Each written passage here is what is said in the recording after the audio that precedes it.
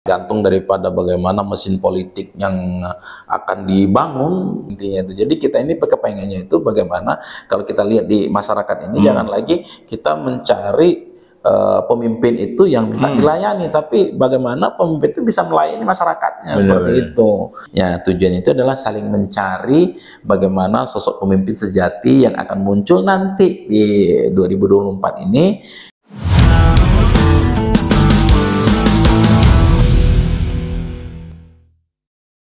Assalamualaikum warahmatullahi wabarakatuh. Salam sejahtera untuk kita semua. Ketemu lagi dengan saya Surono di podcast Ruang Tamu Rumah Kebaikan. Nah, kita akan berkesah di ruang tamu dan kali ini kita temanya itu adalah menerawang calon kepala daerah di Sumsel. Dan saya kedatangan tamu yaitu Daeng Supriyatno SHMH. Beliau adalah Ketua Umum Aliansi Pewarta Indonesia. Jadi kita akan melihat menerawang kepala daerah dari kacamata jurnalis, wartawan. Kita ngobrol dulu soal Aliansi Pewarta Indonesia ini. Ini aku sapa dulu ya. Boleh, sapa dulu deh. Oke. Assalamualaikum warahmatullahi wabarakatuh. Kita ngomong kayak bahasa Palembang, bahasa Indonesia. Ini kontennya ini kan bagusnya ini apa nasional, jadi lebih kita lebih enjoy ya kan. Tapi tidak apa-apa, kita bahasa Palembang kita campur beda ya. Karena kan konsep podcast ini kan nyantai. Namun itu berkesah di ruang tamu. Jadi campur-campur. Kalau katong tuh ngobrolnya santai tapi matanya yang berisi. Sama kalau kayak wong anu tuh nih, kalau wong Mubah tuh ngomong nggak mau sekayu nih. Apa tuh? Aduh aku nak minta lagu katanya. Lagu apa judulnya? Ngangelik kuku ngelik ngat. Jadi itu bahasa Lamu ya. Pandang betul pandangnya itu lama tuh ya. Tapi Daeng, walaupun main-main kesannya main-main, tapi pengennya ngomongannya agak serius ya Daeng. Boleh.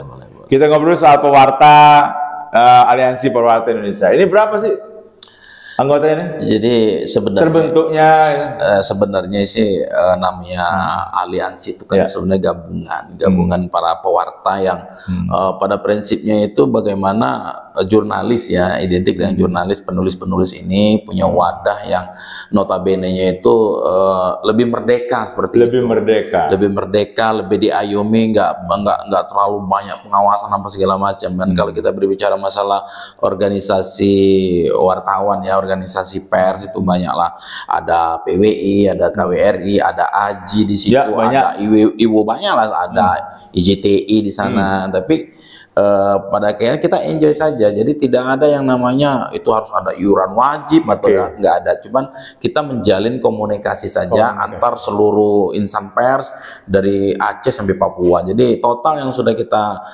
rekrut ya kawan-kawan baik media nasional, lokal, online maupun cetak itu ada sekitar 870. Tapi ini kita tidak akan ngomongin soal wartawan, soal media. Saya ingin Daeng memposisikan diri sebagai bukan pengamat politik, tapi mengamati politik dari versi jurnalis. Boleh. Daeng, bulan puasa diawali dengan suatu hal yang menghebohkan. Ada satu pasangan calon gubernur dan calon gubernur yang mendeklarasikan diri. Kita sebut langsung saja lah Pak Wardi dan Pak Harmojoyo ya.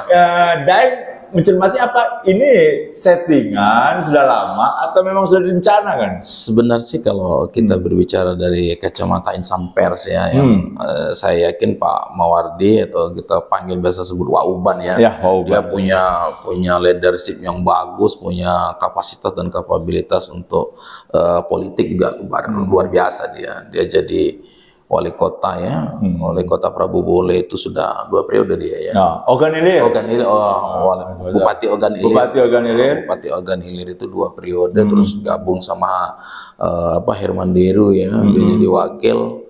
Alhamdulillah dia berhasil. Nah kalau terlepas sekarang dia mendeklarasikan diri untuk maju sebagai rival teman dia pada saat itu, mungkin dia sudah ada pertimbangan dan memang mungkin Pak Mawardi juga mencari momen yang tepat karena hari baik, bulan baik, mudah-mudahan mendapatkan hasil yang baik nanti ke depannya ketika memang pasangan ini digadang-gadang maju untuk menjadi calon gubernur dan wakil gubernur provinsi Sumatera Selatan yang akan datang. Apa tidak terlalu cepat, Daeng? Ini kan apa ya, masih bulan Maret lah kasarnya nih. Sedangkan itu September lah ya kita penetapan.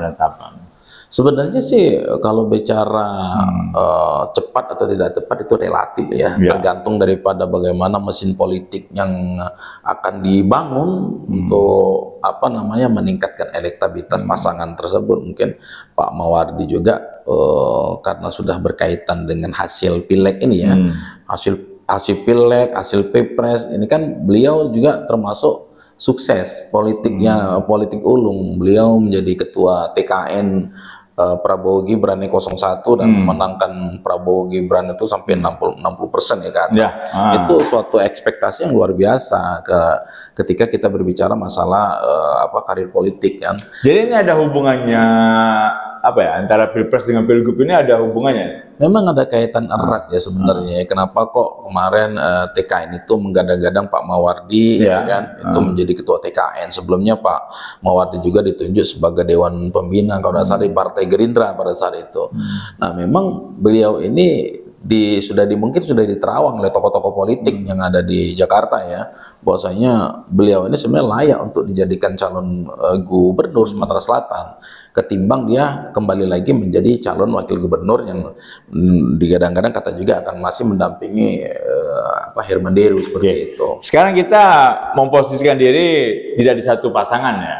Kita punya di berita juga sudah bermunculan bakal ada tiga kandidat nih. Selain Pak Mawardi, ada Pak Herman Deru dan juga ada Pak Heri Amalindo. Nah, menurut saya bagaimana nih? Dari Pak Herman Deru kan otomatis sudah pisah nih dengan Pak Mawardi nih. Betul. Nah, Pak Heri Amalindo juga sudah digadang-gadangkan sudah punya calon penamping ya. Pak Popo lah, yang paling digadang-gadangkan sekarang. Boleh. Ini gimana nih tanggapan sebagai jurnalis nih terhadap hal ini? Ini cukup lumayan menarik ya, artinya nanti ke depan kita sudah lihat ada 3 kandidat yang berani untuk bertarung di Pilpres 2024, di Pileg ya. Pilgub ya, ini kadang-kadang karena masih suasana berapa hari ini bicara masalah Pileg, masalah Pilpres, jadi akhirnya terabaikan nih masalah Pilgub ya. Pilgub Sumsel ya. Jadi paling tidak saya berpikir dari kacamata insan pers ya, ini cukup lumayan menarik. Ada 3 kandidat yang memang cukup lumayan juga punya basis yang sama-sama kuat ya. Paling tidak kalau kita kembali lagi berbicara sama Herman Deru ini kan digadang-gadang nanti akan bergandingan sama Putra Sohe Pak Nanan ya, yang sekarang juga terpilih menjadi anggota DPR RI dari Partai PKB. Nah, sementara untuk Pak Herman Deru, Ketua Nasdem Provinsi Sumatera Selatan juga berhasil meningkatkan kursi baik itu di provinsi maupun di pusat ya, yang harusnya A1 dapat 2 ya kan. Dan ini cukup lumayan bagus juga ekspektasi daripada pertarungan mereka berdua ini bagaimana bisa merebut kursi di gubernur. Cuman paling tidak ada plus dan minus ya untuk masing-masing kandidat ini. Kita bicara masalah Pak Herman Deru ini kan memang gubernur periode 5 tahun ini. Ya, benar. Ada cerita yang menarik di masyarakat tuh apa sih yang diperbuat oleh Pak Herman Deru selama ini. Pak Herman Deru tampaknya belum kelihatan apa yang dibangunnya terutama di kota Palembang. Sementara kemarin tuh Pak Herman Deru tuh banyak suara tuh di Palembang, tapi untuk di Palembang belum banyak berbuat. Nah, untuk Pak Heri Amalindo sendiri ini kan dianggap sebagai sebagai orang-orang besar, tapi Pak Heri Amalindo berani maju dengan dengan kepercayaan diri, dengan tagline yang membumi gitu. Itu bagaimana dari jurnalis itu? Kalau dari jurnalis sih bagus ya, dia membawa misi yang sama sebetulnya kayak waktu zaman Alek. Dia berobat gratis, sekolah gratis, dan orang menilai sosok seorang Heri Amalindo ini sosok seorang Alik Nurdin karena dia dekat dengan Alik Nurdin. Dulu memang sebelum di PD Perjuangan kan dia memang Golkar sebenarnya. orang Golkar sebenarnya, tapi entah kayak namanya politik ya. Politik dinamis dia membangun lagi dari desa ke desa terkait masalah untuk bagaimana mengajak masyarakat untuk meyakinkan masyarakat bagaimana bisa agar ke depan itu sekolah itu memang benar-benar gratis, kesehatan itu memang kesehatan gratis. Tapi kan kalau kita nilai sekarang apa sih yang gratis ya kan, dari dulu-dulu juga seperti itu. Waktu zamannya Pak Alif Nurdin sekolah gratis masih juga tetap bayar, ya kan, untuk kesehatan gratis masih juga tetap bayar itu loh. Tapi artinya begini, apa yang disampaikan calon gubernur sekarang ini yang digadang-gadang Pak Eri Amelinda yang bergandengan sama Bupati Oku Selatan ya, Popo ya. Ya, dengan Kak Popo. Notabene Popo ini adalah tokoh muda yang pengalamannya ya cukup mumpuni juga, tapi paling tidak masyarakat itu berharap ada yang memang benar-benar signifikan terkait daripada informasi apa sih yang akan dilakukan seorang calon gubernur ini untuk masyarakat ke depan secara nyata seperti itu, bukan hanya slogan, bukan hanya sekedar ucapan, bukan hanya sebagai program saja gitu. Tapi yang jelas khas untuk Heri Amalindo kalau kita lihat ya, memang banyak sih yang tahu tentang Heri Amalindo itu siapa. Cuman orang belum tahu sih apa yang pernah diperbuat oleh dia seperti itu untuk Sumatera Selatan. Sementara beliau ini kan hanya sebatas seorang Bupati Pali ya, Bupati Pali yang notabene itu pecah dari Muara Enim ya. Artinya skupnya itu masih skup skala kecil seperti itu. Kalau kita bandingkan dengan sosok pemimpin yang digadang-gadang maju pimpinan itu kuat, Pak si Wauban ya. Rencananya Pak Mardi ini justru akan bergandengan dengan mantan wali kota Palembang Pak Atmojoyo ya, dan kita tahu Pak Atmojoyo cukup luar biasa sih sebenarnya apa yang mereka buat ya pada saat Pak Atmojoyo itu jadi, ada semacam soal subuh berjamaah, gotong royong, dan dia itu masyarakat juga masih tetap melihat seperti itu, wujud nyata daripada perbuatan Pak Atmojoyo seperti itu. Tapi ini kan dinamis ya, ya. Dalam beberapa bulan ini kan masih ada beberapa hal yang bisa dilakukan oleh calon-calon ini untuk meningkatkan elektabilitas, meningkatkan daya tarik kepada masyarakat. Termasuk kan track record masing-masing ini kan dipelajari semua nih, Dayang. Termasuk tadi kan Dayang menilai di Herman Deru ada track record yang dalam tanda kutip masih dipertanyakan masyarakat. Termasuk di Pak Hanojoyo juga ada track record juga yang dirasakan oleh masyarakat Palembang. Betul. Jadi memang masing-masing kandidat ini kan pasti ada persoalan-persoalan negatif yang ditinggalkan. Yang namanya pemimpin kan kadang-kadang tidak ada juga yang sempurna. Artinya adalah kis-kis suara nada-nada sumir lah ya. Baik itu Heri Amalindo juga ada juga cerita-cerita terkait masalah apa.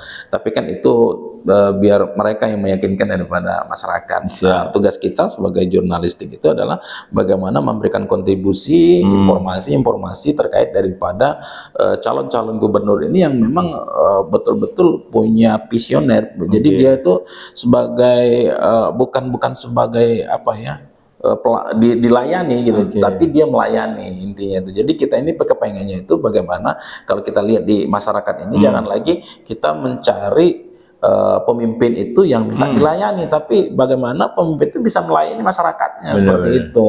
Itu yang dicari sebenarnya. Kalau selama ini terjadi kan, mohon maaf juga kan ada yang sudah jadi gubernur, sebelum jadi gubernur datang ke anjang sana, anjang sini, ada orang nikah dia datang, ada orang sunat dia datang ya kan. Tapi ketika dia sudah jadi itu susahnya luar biasa, ketemu pun kadang-kadang ya kan sampai menunggu berjam-jam. Harus melewati barisan. Nah, ini sudah terjadi dan ini sudah berada di mindset masyarakat. Artinya masyarakat sudah tidak mau lagi dibodohi oleh calon-calon pemimpin yang memang track recordnya seperti itu, dan kita nggak bisa juga membicarakan si A dan si B. Kebanyakan juga mayoritas kalau masalah pemimpin yang sudah jadi kepala daerah memang seperti itu. Kalau sebelum jadi Nah, ini Deng, ini pertanyaannya langsung mengerucut karena Deng di sini kita posisikan sebagai pengamat dari jurnalis ya, dari wartawan. Kita nih tahu nih Deng, beberapa media itu menjadi peluru pasangan ataupun calon-calon untuk memenangkan. Bahkan kita tahu beberapa calon memiliki media yang digunakan untuk mempromosikan dirinya, termasuk juga mengkanter berita-berita yang lain. Ini media yang kayak gini gimana sih, Dan, seharusnya? Sebenarnya itu kan media mainstream ya. Sebenarnya kita, kalau kita berbicara masalah media, kita berbicara masalah informasi. Kalau kita berbicara masalah informasi, itu kita berbicara masalah kebenaran. Ya kan, mengungkap kebenaran. Kalau dulu ini sudah ada pergeseran. Jadi jurnalistik sekarang ini perusahaan jurnalis ya kan, juga jurnalisnya ini bukan lagi social control tapi sudah profit oriented. Iya, benar. Yang mengedepankan bagaimana dia untung, bagaimana dia jangan sampai buntung gitu loh. Jadi apapun ceritanya, yang penting dia dapat uang. Karena posisi sekarang ini media-media ini, ya mohon maaf ya, bukan media mainstream yang kita bilang. Seharusnya media itu ketika dia bekerja itu harus cover both side seperti itu. Harusnya. Meskipun dia itu memihak, tapi jangan kelihatan juga berpihakan gitu loh. Paling tidak cari informasi yang benar-benar, jangan sampai itu mendiskreditkan daripada salah satu unsur. Jadi jangan sampai juga kita ketika kita membuat berita, menyampaikan informasi kepada masyarakat, itu tendensius seperti itu. Tapi sekarang kayaknya lebih terang-terangan deh. Memang kayak kemarin kita di Pilpres juga, kita terasa media ini, wah media ini 01, media ini 02, media ini 03. Udah kayak nggak ada tirai lagi, udah dibongkar semua. Betul. Jadi memang kondisi sekarang yang terjadi di Indonesia itu, negara kita ini kan negara berkembang yang menuju akan negara maju. Nah, mungkin inilah batas-batasannya gitu loh.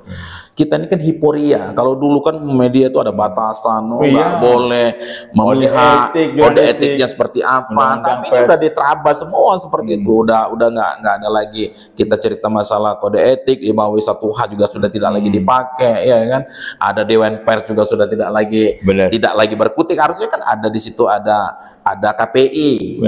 Ya, ada Komisi Penyiaran Indonesia, ada Dewan Pers itu. Harusnya dia bukan hanya menunggu laporan, tapi dia harus bertindak sebenarnya. Bagaimana media-media itu yang memang tidak sejalan, tidak senapas dengan undang-undang pers, itu harus ditegur gitu loh. Bukan hanya menunggu informasi daripada si pelapor, atau ada beberapa orang yang merasa dirugikan akibat daripada perbuatan hasil jurnalistik. Pada prinsipnya memang untuk sebuah karya jurnalistik itu tidak boleh untuk dihukum seperti itu. Dia hanya menyampaikan. Dia hanya mewartakan apa yang terjadi seperti itu. Tapi kalau menyampaikan hal baik, oke-oke saja deh. Oke-oke saja. Ketika dia menyerang pasangan yang tidak didukung, itu kan jadi jadi beritanya hoax itu. Sebenarnya ya inilah yang dinamakan media mainstream yang justru sekarang ini kadang-kadang dia bukan jurnalis pun sekarang ini bisa jadi jurnalis. So masyarakat pun ada informasi seperti ini dia upload di media sosial, kalah kita jurnalis. Kita belum tahu, tapi dia sudah menjustifikasi seperti itu. Tapi ini yang jelas ada konsekuensi yang harus mereka hadapi, karena ketika kita berbicara masalah pencemaran nama baik, masalah lain yang terkait dengan informasi kan sudah diatur dalam Undang-Undang ITE seperti itu, dan ancamannya juga lumayan lama seperti itu. Ya, termasuk kemarin ketika peristiwa pendeklarasian Pak Mawardi dengan Pak Nojoyo, malah yang banyak aktif media sosial punya pribadi, punya selebgram. Karena pada prinsipnya sekarang ini memang untuk contoh Pak Mawardi juga paling dia hanya beberapa wartawan yang diundang ya kan. Sementara wartawan yang diundang kan ya kita tanda kutip ya. Itu yang saya maksud. Saya nggak ada ini yang ngapain ya kan. Intinya kan artinya sudah ada gap di situ. Padahal makanya kita buat, kenapa kok ada Aliansi Perwata Indonesia, kita harus satu ya kan, harus nggak boleh berpihak ya kan, tetap profesional di dalam menjalankan tugas kita sebagai jurnalistik seperti itu. Apapun ceritanya, memang tidak ada kita berbicara itu terkait masalah finansial ketika kita mewawancari seseorang gitu loh. Karena kalau kita sudah ada finansial di situ, artinya kita sudah tidak cover both side lagi. Ini saya kembali lagi ke pencalonan yang saat ini. Ini kan bakal 3 calon nih. Ini kan kejadiannya hampir serupa dengan 5 tahun yang lalu. 3 calon juga. 3 calon juga maju, 3 calon maju. Ini kira-kira kalau secara kacamata jurnalis ini bakal terulang lagi peristiwanya kayak kemarin, atau lebih apa ya, lebih keras, lebih dinamis, lebih apa ini? Kalau kita berbicara masalah 2024 ya, kita lihat pilpres kemarin kan begitu banyak apa hiruk pikuknya kan, seolah-olah pertempuran luar biasa antara cebong sama kampret lah ya kan. Tapi dengan kondisi 2024 ini kan sudah tidak lagi lebih fun gitu, lebih happy, lebih apa namanya, lebih menarik lah ya. Jadi nggak ada saling menyerang, meskipun ada sebagian kecil saja yang pribadi. Nah, berkaca dari pengalaman Pileg dan Pilpres 2024 ini, saya yakin untuk pilkada juga justru lebih menarik lagi. Nah, yang kita berharap ini sekarang, masyarakat ini sekarang udah bosen lah program bosen. Yang kita baca kayaknya sekarang ini masyarakat sudah memanfaatkan momen-momen ini sebagai rezeki tahunan ya. Rezeki ini kalau nggak ada ya ngapain mau kita ini, seharusnya, padahal itu kan tidak boleh. Seharusnya kita pilihlah sesuai dengan hati nurani, bukan pilihlah sesuai dengan berapa berani ya kan. Kalau sekarang kan pilihlah sesuai berat, lu bayar berapa. Nah, artinya kita juga sebagai lembaga insan pers juga menyampaikan kepada masyarakat agar pilihlah pemimpin ya kan yang memang benar-benar mengerti dengan keadaan masyarakat, yang bisa membantu melayani kondisi masyarakat tanpa harus juga menerima daripada imbalan-imbalan. Karena kita tahu ketika kita salah memilih, kita dikasih cuma uang 500.000, ya 500.000 itu adalah untuk bekal kita 5 tahun ke depan.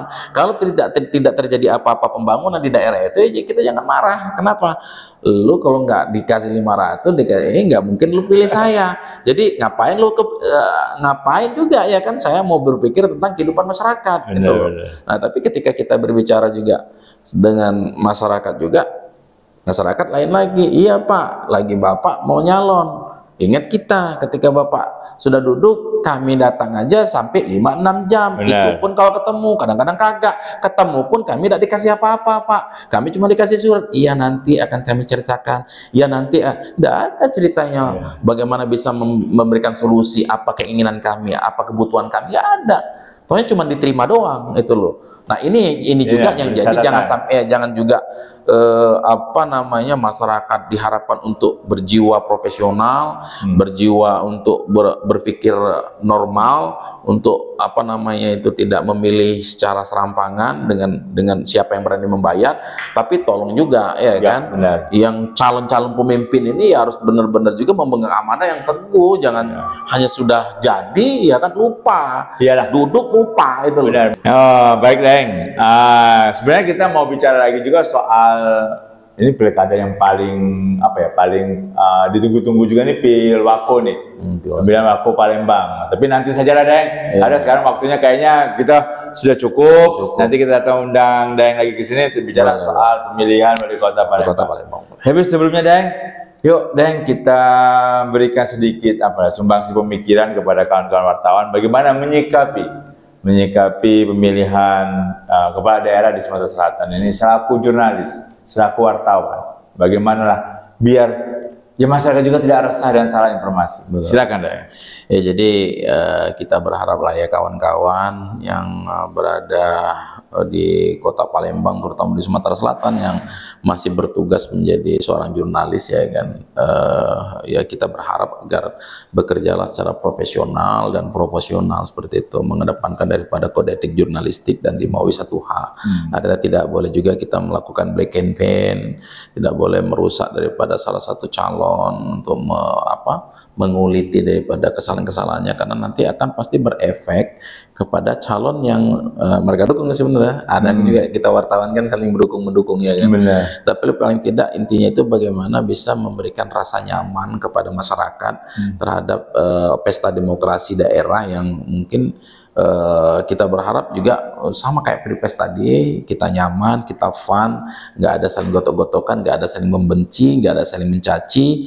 Ya, tujuannya itu adalah saling mencari bagaimana sosok pemimpin sejati yang akan muncul nanti di 2024 ini bisa menjadikan sebuah bank ini, daerah ini menjadi memang daerahnya lebih maju lagi karena kita mendapatkan pemimpin yang sejati seperti itu.